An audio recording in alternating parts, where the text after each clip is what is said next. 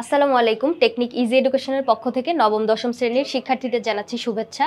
Technique easy education তোমাদের জন্য নিয়ে এসেছে ইজি বায়োলজি এই বইটি, যার একটি পার্ট হচ্ছে অনুধাবনমূলক প্রশ্ন বা সংক্ষিপ্ত প্রশ্ন যেটাকে আমরা বলি, এগুলা নিয়ে আলোচনা করা। এখন তোমাদের জন্য দেখো এখানে বিগত কয়েক বছরে বোর্ডে আসা কিছু অনুধাবনমূলক প্রশ্ন আমরা এখানে একসাথ করেছি। তোমাদের কিন্তু নতুন ক্যারিকুলামে এখানে সংক্ষিপ্ত প্রশ্ন লেখার একটা নিয়ম চালু করা হয়েছে, যেখানে এই সংক্ষিপ্ত প্রশ্নগুলো পড়ার মাধ্যমে তুমি কিন্তু সৃজনশীলে আবার যে খ নাম্বারগুলো আসবে ওগুলোও কিন্তু অ্যান্সার করতে পারতেছো। তাহলে কিন্তু দেখো আমরা এক ঢিলে কিন্তু দুই পাখি মেরে ফেলতে পারতেছি। তাহলে চলো আমরা আজকের পর্বে এরকম অনুধাবনমূলক প্রশ্ন নিয়ে তোমাদের সাথে আলোচনা করব। আমাদের এই বইটাতে অনুধাবনমূলক প্রশ্নের সাথে সাথে তোমাদের জন্য আরো সংযোজিত আছে রোড টু মিশন 100 এবং রোড টু মিশন সাইক্লোনের মতো সাজেশনগুলো, যেগুলো তোমার বায়োলজির প্রস্তুতিটাকে আর একটু জোরদার করবে বলে আমাদের প্রত্যাশা। আরো দেখো এখানে তোমাদের জন্য সংযোজিত আছে কিউআর কোড। তুমি যখন এই প্রশ্নগুলো সমাধান করতে যাবে সেক্ষেত্রে কোনো অসুবিধা অনুভব করলে অথবা বুঝতে যদি কোনো অসুবিধা হয়, সেক্ষেত্রে তুমি কিউআর কোডটি স্ক্যান করার মাধ্যমে সাথে সাথে একজন শিক্ষক এসে তোমার সাথে এই প্রশ্নগুলো আলোচনা করলো, যার মাধ্যমে তোমার ডাউট ক্লিয়ার হয়ে যাবে অথবা তোমার এই প্রশ্নগুলো আয়ত্ত করতে আরেকটু সহজ হবে বলে আমরা মনে করতেছি। আমাদের এই বইটাতে কিন্তু অসংখ্য কিউআর কোড রয়েছে, প্রতিটি প্রশ্নের সাথে একটি করে কিউআর কোড তুমি পাচ্ছ। সেক্ষেত্রে তোমরা কিন্তু চাইলে আমাদের ইজি বায়োলজি বইটা সংগ্রহ করে নিতে পারো, যা তোমার বায়োলজির ভয়টাকে জয় করে তোমার বায়োলজি প্রস্তুতিটাকে আরেকটু জোরদার করবে। চলো তাহলে আজকে আমরা পড়াশোনা শুরু করে দিই। জীবনী শক্তি কাকে বলে বা বলতে কি বুঝো? এখন জীবনী শক্তি বলতে এটা কিন্তু আমাদের সংক্ষিপ্ত যখন জ্ঞানমূলক যখন পড়ছিলাম সেখানেও কিন্তু একটা প্রশ্ন ছিল যে জীবনী শক্তি কি। ওখানে কি লেখা ছিল, তোমার এটিপি আর এনএডিপিএইচ এই দুইটাকে একসাথে কি বলবো? আত্তীকরণ শক্তি বলবো। এই যে আত্তীকরণ শক্তিটা, এটাই হচ্ছে তোমার জীবনী শক্তি। এখন দেখো জীবদেহে বা জৈব অণুর রাসায়নিক বন্ধন ছিন্ন করার মাধ্যমে প্রাপ্ত শক্তি। জীবদেহে যে জৈব অণুর যে রাসায়নিক বন্ধনটা, এটা বলতে হচ্ছে আমাদের অ্যাডিনোসিন গ্রুপটাকে আমরা বুঝতেছি। অ্যাডিনোসিন গ্রুপ থেকে একটা করে ফসফেট যখন বের হয়ে যাবে তখন আমরা নির্দিষ্ট পরিমাণে একটা শক্তি পাবো। ওই শক্তিটাই হচ্ছে আমাদের জীবনী শক্তি। ওই যে এটিপিটা আমি যেটা বললাম, অ্যাডিনোসিন ট্রাইফসফেট অথবা এডিপি অ্যাডিনোসাইন ডাইফসফেট অথবা এএমপি অ্যাডিনোসাইন মোনোফসফেট, এই যে ফসফেট অণু বলতে হচ্ছে এই যে জৈব অণুগুলা, এগুলো হচ্ছে তোমার কোষের নিজস্ব একটা শক্তি, অর্থাৎ প্রোটোপ্লাজমের অভ্যন্তরে থাকা কোষের নিজস্ব শক্তি। যে শক্তিগুলা আমরা ব্যবহার করতে পারি আমাদের মানে প্রাত্যহিক জীবনের বিপাকীয় বা শারীরবৃত্তীয় যে কোনো কাজে যে কোনো বিক্রিয়া সম্পন্ন করার জন্য কিন্তু তোমার এই যে শক্তিগুলা কোথা থেকে আসে? এই যে জীবনী শক্তি থেকে আসতেছে। দেখো জীব প্রতিনিয়ত পরিবেশ থেকে শক্তি সংগ্রহ করে, তারপরে জীব এই শক্তি কি করে সংগৃহীত শক্তিটাকে এক রূপ থেকে অন্য রূপে পরিবর্তন করে, আবার কখনো কখনো সঞ্চয় করে এবং শেষে সেই শক্তি আবার পরিবেশে ফিরিয়ে দেয়। তাহলে দেখো এরকম শক্তিগুলো আমরা একবার নিচ্ছি আবার ব্যবহার করে ফেলতেছি। তাহলে এই শক্তিগুলা আমাদের দেহের অভ্যন্তরীণ কার্যাবলী সম্পন্ন করতে ব্যবহার করতেছি, বিপাকীয় শারীরবৃত্তীয়। তাহলে এই যে শক্তিগুলা জৈব অণুর রাসায়নিক বন্ধন ভেঙে পাচ্ছি শক্তিগুলা, আবার যখন শক্তি বেশি হচ্ছে তখন ওইটা আবার জমা করে রাখতেছি। তাহলে এই যে জিনিসটা বা এই কনসেপ্টটা, শক্তিটা, এটাই হচ্ছে আমাদের জীবনী শক্তি। এরপরে দেখো কিভাবে এডিপি সৃষ্টি হয় ব্যাখ্যা করো। এডিপি কিভাবে সৃষ্টি হয়? দুইভাবে সৃষ্টি হতে পারে।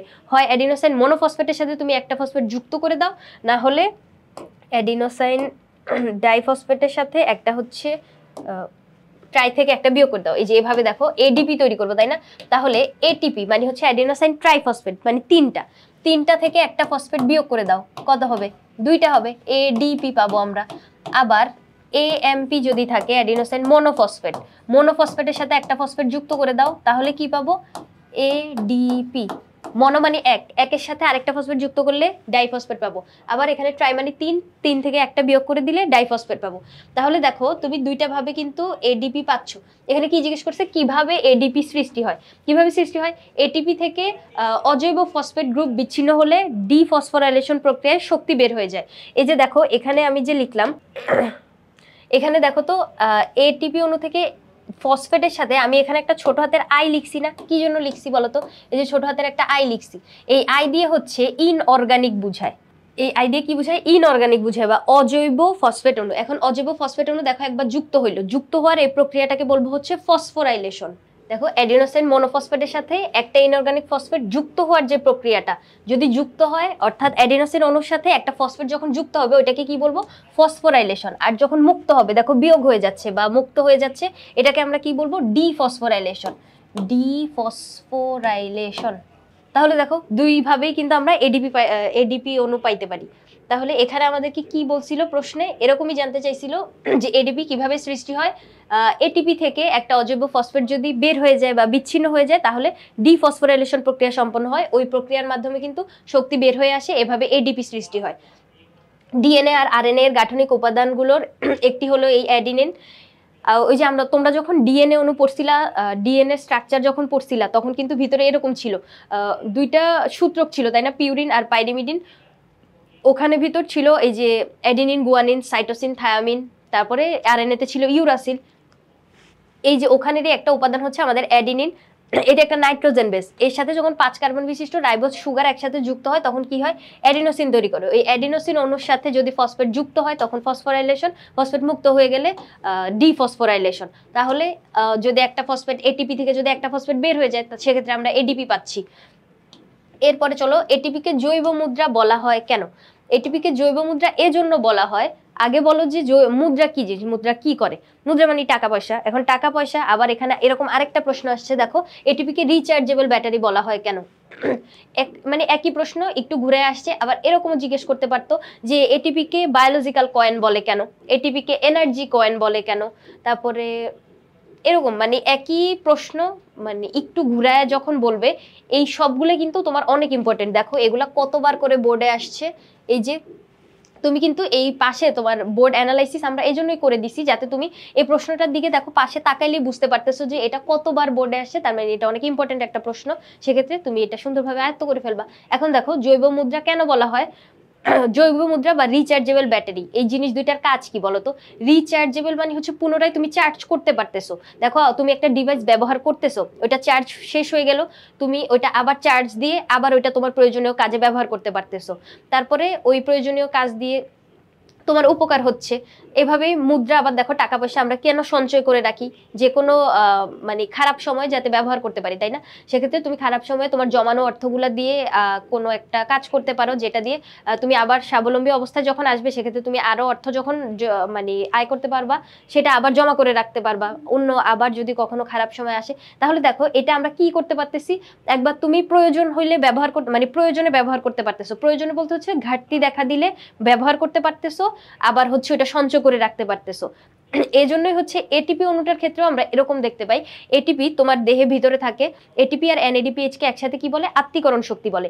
এটা তোমার কোষের অভ্যন্তরীণ থাকা একটা শক্তি, যে শক্তিটা যখন তোমার দেহে শক্তির ঘাটতি দেখা দিবে তখন হচ্ছে এইটা ভেঙে যাবে, এটিপি অণুটা ভেঙে গিয়ে তোমার হচ্ছে এডিপি তে পরিণত হবে, এডিপি আবার যদি ভাঙে এএমপি তে পরিণত হবে।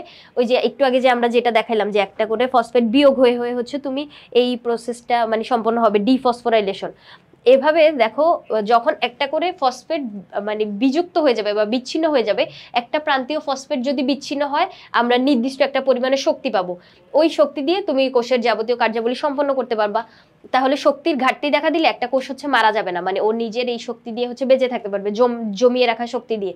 তাহলে দেখো এই যে এটিপি এর ক্ষেত্রেও এরকম আমরা দেখতে পাই, কি করে ও হচ্ছে যখন তোমার শক্তির প্রয়োজন হবে ওইটা হচ্ছে ভেঙে যাবে, ভেঙে এডিপি তে পরিণত হবে, এএমপি তে পরিণত হবে। আবার যখন অনেক শক্তি থাকবে, মানে অনেক শক্তি যখন তুমি পাচ্ছ, যখন খাবার খাচ্ছ, খাবার থেকে আমরা শক্তি পাই, সেক্ষেত্রে ওই শক্তিগুলো আবার জমা করে রাখবে। তাহলে দেখো তো ও এরকম একটা রিচার্জেবল ব্যাটারির মতো কাজ করতেছে, যার জন্য এটিপিকে আমরা কি বলতে পারি, জৈব মুদ্রা, শক্তি মুদ্রা, বায়োলজিক্যাল কয়েন বা এনার্জি কয়েন, তারপরে রিচার্জেবল ব্যাটারি, অনেক নামে ডাকতে পারি, সবগুলোর উত্তর কিন্তু এই একই জিনিস। এরপরে এটিপি মুক্ত শক্তির বাহক, বুঝিয়ে লেখো এটিপি মুক্ত শক্তির বাহক কি জন্য?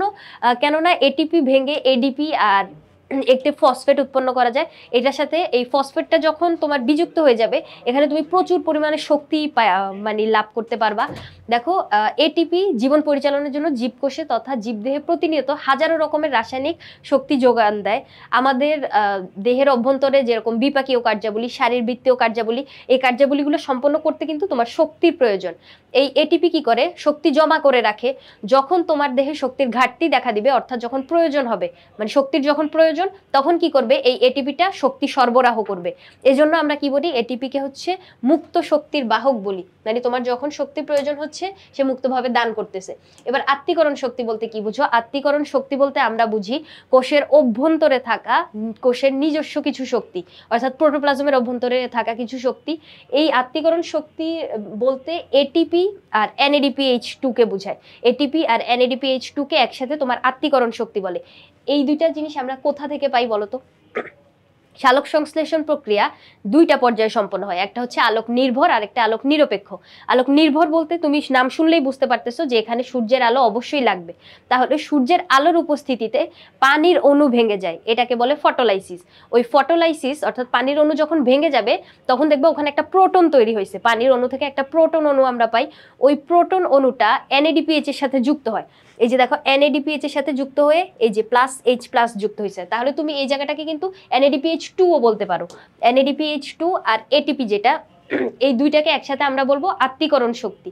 তাহলে দেখো এখানে কি বলছে, উদ্ভিদ কোষে বিদ্যমান ক্লোরোফিল অণু সালোক সংশ্লেষণ প্রক্রিয়ায় সূর্যালোক হতে ফোটন শোষণ করে, এই ফোটন হতে শক্তি সঞ্চয় করে এডিপি এটিপিতে পরিণত হয়। এডিপি হচ্ছে দুইটা ফসফেট, ডিতে ডাই বুঝায়, তাহলে ডাই মানে হচ্ছে দুই, তাহলে দুইটা ফসফেটের সাথে তুমি যদি আরেকটু শক্তি যুক্ত করো, আরেকটু ফসফেট যদি যুক্ত করো, সেক্ষেত্রে কি হবে, তিনটা ফসফেট হবে, এটিপি তৈরি হবে।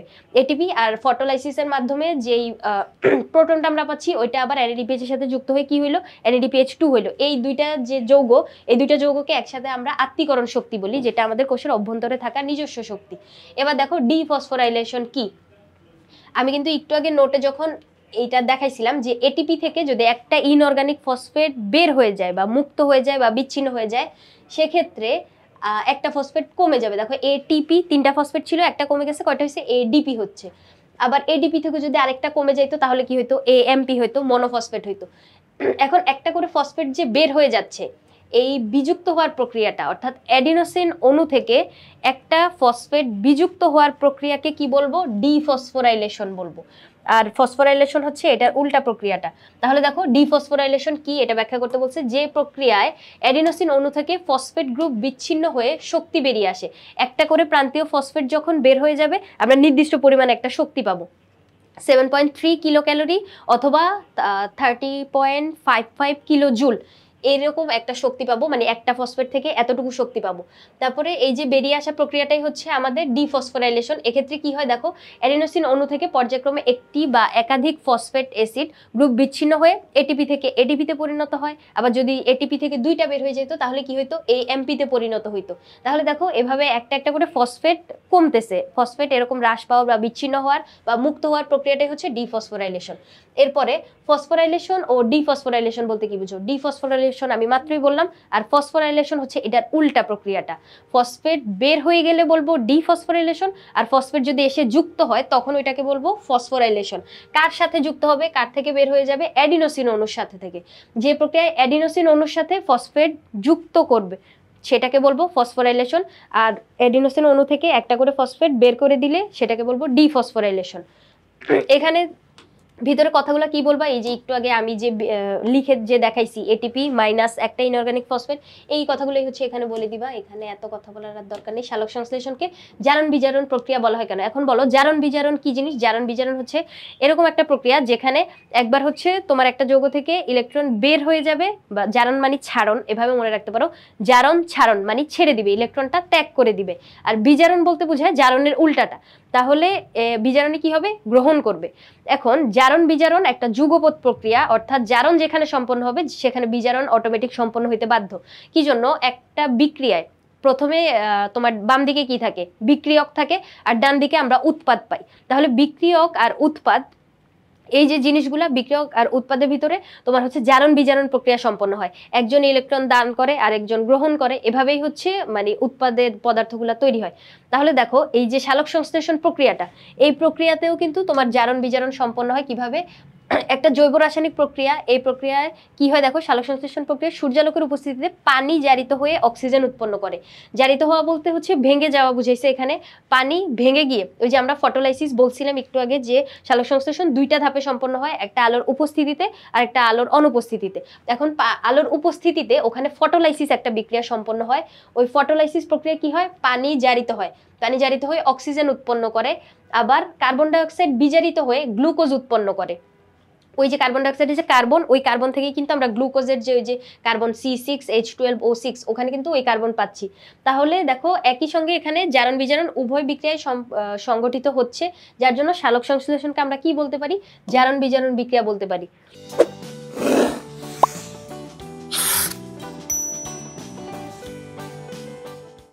এরপরে কি বলছে দেখো তো, সালোক সংশ্লেষণকে কার্বন আত্তীকরণ প্রক্রিয়া বলা হয় কেন? সালোক সংশ্লেষণকে কার্বন আত্তীকরণ প্রক্রিয়া বলার কারণ হচ্ছে এই প্রক্রিয়া কি হয়, উদ্ভিদ বায়ু থেকে কার্বন ডাই অক্সাইড গ্রহণ করে খাদ্য তৈরি করে। কার্বন ডাই অক্সাইড কিভাবে গ্রহণ করে? কার্বন ডাই অক্সাইড হচ্ছে উদ্ভিদের যে পত্ররন্ধ্র থাকে, ওই পাতায় অসংখ্য ছিদ্র থাকে, পত্র বলতে পাতা আর রন্ধ্র বলতে ছিদ্র বোঝায়। পাতায় যে অসংখ্য ছিদ্র থাকে, ওই ছিদ্রের মাধ্যমে উদ্ভিদ কিন্তু তোমার বায়বীয় পদার্থের আদান প্রদান ঘটায়, তারপরে হচ্ছে তোমার অতিরিক্ত পানি বের করে দেয়, এই কাজগুলা সে করে। তাহলে দেখো এখানে কার্বন ডাই অক্সাইড গ্রহণ করতেছে কিভাবে? পত্ররন্ধ্রের মাধ্যমে। এই কার্বন ডাই অক্সাইড গ্রহণ করে এই কার্বন কিন্তু বিজারিত হয়েই তোমার হচ্ছে শর্করা তৈরি করতেছে C6H12O6, যেটা সেখানে দেখো C6, তার মানে 6টা কার্বন পরমাণু লাগতেছে, যেটা এই কার্বন ডাই অক্সাইড থেকে আসতেছে। এবার সালোক সংশ্লেষণ প্রক্রিয়ার মাধ্যমে কি হয় দেখো তো, ক্লোরোপ্লাস্ট বায়ুর কার্বন ডাই অক্সাইড, পানি আর আলো বিভিন্ন প্রভাবকের সহায়তায় জারিত হয়ে শর্করা জাতীয় খাদ্য তৈরি করে। তাহলে এই প্রক্রিয়ায় আলোক পর্যায়ে আলোর উপস্থিতিতে ক্লোরোপ্লাস্ট যে শক্তি উৎপন্ন করে, তার সঙ্গে অন্ধকার পর্যায়ে কার্বনের আত্তীকৃত হয়ে শর্করা জাতীয় খাদ্য তৈরি হয়। মানে এই জায়গায় আলোক নির্ভর পর্যায়ে কি হয়, তোমার আত্তীকরণ শক্তি উৎপন্ন হয়, যে এটিপি আর NADPH2 তৈরি হয়, ফটোলাইসিস ঘটে, ওইখানে সূর্য শক্তি রাসায়নিক শক্তিতে পরিণত হয়। ওই যে রাসায়নিক শক্তিগুলা আবার কই যাবে? তোমার আলোক নিরপেক্ষ যে পর্যায়ে, যেখানে সূর্যের আলো থাকবে না, ওই জায়গায় যায় হচ্ছে তোমার কার্বন বিজারণের কিছু গতিপথগুলা সম্পন্ন করায়, ওই সাইকেলগুলা সম্পন্ন করার মাধ্যমে কিন্তু আমরা মেইন মানে আলটিমেট যে উদ্দেশ্যটা আমাদের খাদ্য তৈরি করা বা শর্করা তৈরি করা, ওই শর্করাটা কিন্তু পেয়ে যাচ্ছি। তারপরে তাই সালোক সংশ্লেষণকে কি বলবো? কার্বন বিজারণ মানে কার্বন আত্তীকরণ প্রক্রিয়া বলবো। কারণ ওই কার্বন ডাই অক্সাইড থেকেই কিন্তু তোমার ওই যে শর্করা বা যেখানে কার্বন লাগতেছে, ওই কার্বনটা আসতেছে কোথা থেকে? কার্বন ডাই অক্সাইড থেকে। এবার পাতার স্ট্রোমাটা গুরুত্বপূর্ণ কি জন্য? স্ট্রোমাটা বলতে হচ্ছে ইংলিশে লিখছে, এজন্য তোমরা আবার ভয় পেয়ে যাও না, পত্ররন্ধ্র বলছে। পত্ররন্ধ্র কেন গুরুত্বপূর্ণ? কারণ ওই যে পত্ররন্ধ্র মাত্রই তো বললাম যে পাতায় অসংখ্য ছিদ্র থাকে, ওই ছিদ্রের মাধ্যমে বায়বীয় পদার্থের আদান প্রদান ঘটে। অক্সিজেন বের করে দিবে, কার্বন ডাই অক্সাইড গ্রহণ করবে, অতিরিক্ত পানি বের করে দিবে, আবার যখন দরকার হবে অক্সিজেন গ্রহণ করবে, কার্বন ডাই অক্সাইড বের করে দিবে। এই যে বিভিন্ন ধরনের দরকারি কাজ কিভাবে করতেছে? এই পাতার স্ট্রোমাটার মাধ্যমে করতেছে। স্ট্রোমাটা হচ্ছে পত্ররন্ধ্র। এখন এখানে কি বলছে দেখো তো, পাতা স্ট্রোমাটা উদ্ভিদের জন্য অত্যন্ত গুরুত্বপূর্ণ, কারণ এটা গ্যাস বিনিময় করে, জলীয় বাষ্প নিঃসরণ করে। স্ট্রোমাটা ছোট ছিদ্রের মতো যা পাতার পৃষ্ঠে থাকে, এগুলো দিয়ে উদ্ভিদ কার্বন ডাই অক্সাইড অক্সিজেন আদান প্রদান করে। এটা হচ্ছে এরকম হয় চিত্রটা, রক্ষী কোষ থাকে ওর দুই পাশে এরকম, আর মাঝখানে থাকে হচ্ছে ছিদ্রটা, রক্ষী কোষ বা গার্ড সেল এই পাশের দুইটা। এখন গার্ড সেল কি করবে? গার্ড সেল যখন খোলা বা বন্ধ হবে, সেক্ষেত্রে কিন্তু তোমার পত্ররন্ধ্র খোলা বা বন্ধ হওয়াটা নির্ভর করতেছে। এটা বিভিন্ন প্রভাবকের কারণে যে গার্ড সেলগুলো স্ফীত হয়ে খুলে যায়। খুলে গেলে যখন এখানে ছিদ্রটা উন্মুক্ত হয়, তখন কি হয়? এই ছিদ্র থেকে তোমার অক্সিজেন, কার্বন ডাই অক্সাইড বের হয়ে যায়, মানে যখন যেটা লাগে। এরপর অতিরিক্ত পানি বের হয়ে যায়। অতিরিক্ত পানি হচ্ছে প্রস্বেদন প্রক্রিয়ার মাধ্যমে। আমরা জানি প্রস্বেদন হচ্ছে এরকম একটা প্রক্রিয়া, যে প্রক্রিয়ার মাধ্যমে উদ্ভিদ তার দেহের অতিরিক্ত পানিগুলা বের করে দিয়ে অতিরিক্ত পানির চাপ থেকে মুক্ত হয়। এখন এই যে পানিগুলা বের করে দিচ্ছে, এটার মাধ্যমে কিন্তু তোমার উদ্ভিদের তাপীয় একটা ভারসাম্য বজায় থাকে। তারপরে এই প্রস্বেদনের ফলে যখন অতিরিক্ত পানি বের হয়ে যায়, তখন কিন্তু ওই যে মূল রোমে একটা ব্যাপন চাপ তৈরি হয়, মানে ব্যাপন চাপ ঘাটতির মাধ্যমে একটা টান সৃষ্টি হয়। ওই টান বলের কারণেই কিন্তু উদ্ভিদ মূলরোম দ্বারা পানিটা শোষণ করতে পারে, মাটির নিচে থাকা কৈশিক পানিগুলো ও শোষণ করতে পারে।